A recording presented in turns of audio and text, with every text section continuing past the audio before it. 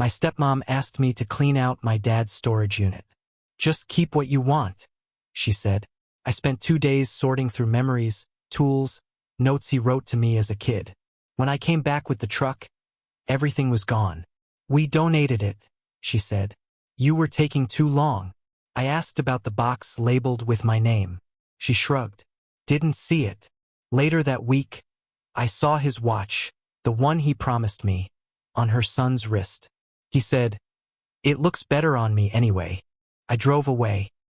And for the first time, I didn't look back. Dad died in March. Spring came fast that year in Arkansas, but it didn't matter. Everything felt cold. Dead. I remember sitting in the hospital room, just me and him, a few days before the end. He squeezed my hand and whispered, "Look after my stuff. It's yours now." I promised him I would. Denise wasn't there that night. She said hospitals made her nervous. Whatever. After he passed, it was like he never existed. Denise had a for sale sign in the yard within a week. Sold off his truck, his workshop tools. Even gave away his dog, Buddy. No warning. Just gone. She didn't call me to talk about any of it. The only time she reached out was about the storage unit. "Can you clean it out?" she said on the phone. "No, how are you holding up?" "No sympathy. Just business." I drove to the unit Saturday morning. Paid out of my own pocket to extend the rental another month because I needed time. Inside, it smelled like motor oil and old leather. I stood there for a long time just breathing it in. First thing I found was a beat-up shoebox. Inside, letters he wrote to me when I was a kid. Stuff I barely remembered. Notes saying he was proud of me, cheering me on for passing my driver's test, making the football team, getting my first job. I cried. I'm not ashamed to say it. Then I found the fishing rod. The one he used when he taught me to fish at Lake Washita. Next to it was a toolbox covered in stickers. He used to say, "Tools tell the story of a man's life." Then, tucked in the corner, a moving box. In black Sharpie, he had written, "For my name." Inside was his Red Sox cap, a photo album, and the gold watch he wore every damn day since I was 5. I couldn't carry it all by myself. I locked the unit tight, texted Denise that I'd be back Monday morning with my buddy's truck. She didn't answer. I didn't think much of it. Monday morning, I showed up early. Sun wasn't even fully up. I pulled the lock off and swung the door open. It was empty. Every box, every tool, every memory, gone. At first, I thought maybe I was at the wrong unit. I checked 3 times. Same number, same spot, empty. I got in my truck and drove straight to her house. She was sitting on the porch like she didn't have a care in the world. Hair done up, nails freshly painted, like she wasn't grieving at all. When she saw me get out of the truck, she didn't even flinch. "Oh," she said, waving her hand like it was nothing. "Yeah, we donated it. You were taking too long." I stared at her, heart pounding so hard I could hear it in my ears. I asked about the box, the one labeled for me. She shrugged. Didn't see it. No apology. No guilt. Just nothing. I turned and left. If I stayed another minute, I was going to do something that would land me in jail. 3 days later, I saw Mason at the gas station. He was leaning against Dad's old Ford, wearing Dad's gold watch, laughing with some girl. When he saw me, he grinned, held up the watch, flashing it like a trophy. "Looks better on me anyway," he said. Something inside me snapped right then. I drove away, sure, but I wasn't running. I was planning. They thought they won. They thought I was weak. They were about to find out just how wrong they were. I didn't tell anyone what happened. Not my wife, not my buddies. I wanted to handle this the right way. Smart. First thing I did was go back to the storage company. I asked if they had security cameras. The girl at the desk looked nervous but nodded. Said the manager handled footage requests. The manager was an old guy named Rick. I told him what happened, and at first he brushed me off. Said once stuff was gone, it wasn't their responsibility. I didn't leave. I stood there until he got uncomfortable enough to check. Couple hours later, Rick called me into the back office. Pulled up some grainy footage on his computer. There she was. Denise. Clear as day. Sunday afternoon. Backing up a rental truck. Mason and two other guys hauling out every box, every tool chest, everything. They didn't even look inside most of it. Just grabbed and dumped it into the truck like garbage. I asked Rick if I could get a copy of the footage. He said he wasn't supposed to, but when I slid him $100, he made an exception. Now I had proof. Next, I started poking around online. Turns out Denise didn't just donate everything.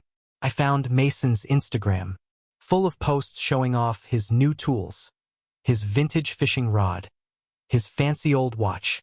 He even listed some of Dad's tools for sale. His dumbass posted pictures with the serial numbers still visible. I matched them to Dad's receipts. Dad had kept everything in a file cabinet I'd rescued years ago from their garage. Every post, every sale listing, I screenshotted it all. Built myself a nice fat folder of evidence. Then I made a call to a buddy of mine who works at a small law office. Told him the story. He whistled low. "She stole your inheritance," he said. "You could sue the hell out of her." Money wasn't my goal, though. I didn't want a settlement. I didn't want a quiet payout. I wanted her humiliated. I wanted Mason crushed. I wanted the world to see them for the thieves they were. So I did something even better. I posted it all online. I created a Facebook page called Justice for Dad's Name and dumped every screenshot, every piece of proof, every video clip. I didn't name names at first. Just let the story breathe. Let people connect the dots. Small town like ours? Secrets don't stay secret for long. Pretty soon, people figured out it was Denise and Mason. Old friends of Dad's started commenting. Former coworkers. Even folks from their church. It got nasty fast. Turns out Denise had a lot of skeletons in her closet. Stories about money that disappeared after bake sales, missing charity funds, shady deals when she worked at the credit union years ago. Within a week, she was basically a ghost in town. Businesses wouldn't serve her. The church told her not to come back.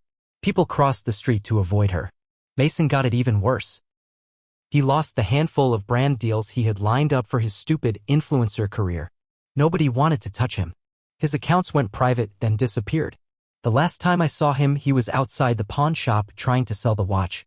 I didn't say a word. I just walked past him. Felt like Dad was walking with me that day. But I wasn't done yet. Not even close. After I walked past Mason at the pawn shop, I felt good for the first time in months. But deep down, I knew it wasn't finished. Denise still had the house. Dad's house. She was living in it like she owned the place, like Dad was just a footnote in her story. That didn't sit right with me. I remembered something. Before Dad passed, he mentioned he had updated his will. Said he made sure I was taken care of no matter what. When I asked Denise about it after he died, she said there was no will. Just shrugged it off. "We didn't get around to it," she had said. I believed her at the time. Grief makes you stupid sometimes. Now, after everything, I wasn't so sure. So I started digging.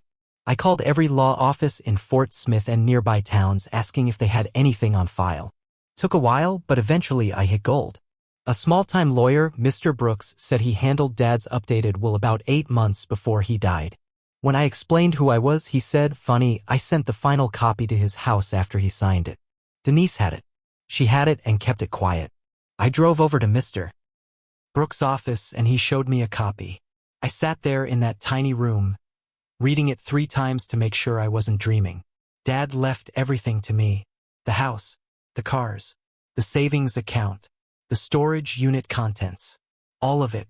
Denise wasn't even mentioned except for one line. "I leave nothing to my spouse, Denise, who has her own means." My hands were shaking by the time I finished reading. Mr. Brooks offered to help me file it officially.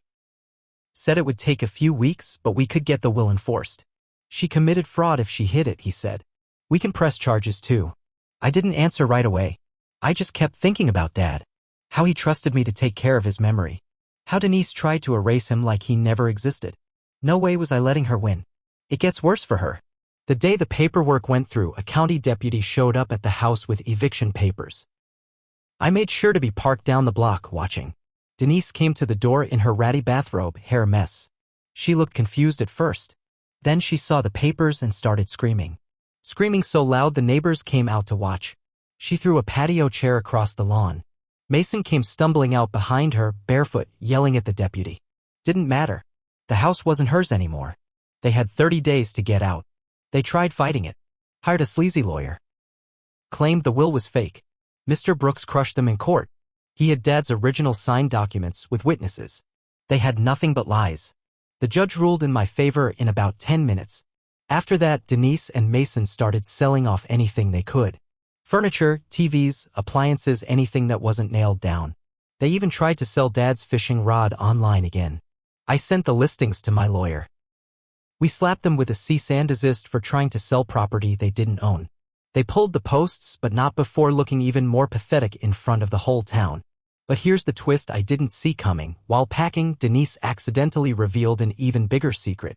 I got a call from a woman named Claire. She said she used to be married to one of Mason's old friends.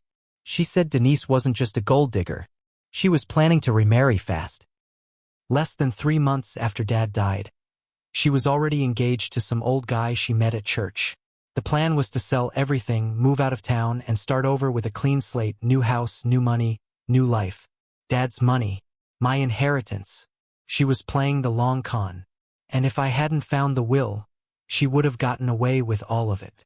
I sat in my truck for a long time after hearing that. I realized something else. She didn't love Dad. She loved what he gave her. Mason didn't respect Dad. He envied him. Wanted to take his place. Live off his work without lifting a finger. They were parasites. Both of them. And now they were out in the cold where they belonged. But like I said, I wasn't finished yet. A few weeks after the court case, Denise and Mason were still dragging their feet about moving out. Legally, I could have sent the sheriff to force them out the minute the 30 days were up. I didn't. I wanted them to feel it first. I showed up every morning, parked my truck across the street, sat there drinking coffee, just staring at the house, watching them scramble, watching their shame. Neighbors would stop and chat with me, ask if I needed help fixing up the house once they were gone. Some offered to help me throw all their junk onto the street when the time came. Word got around fast. Denise and Mason couldn't go to the grocery store without people whispering. The engagement fell apart too. The old man she was planning to marry? He found the Facebook page. He dumped her by text message. Told her she was trash he almost brought home. Mason's girlfriend left him too.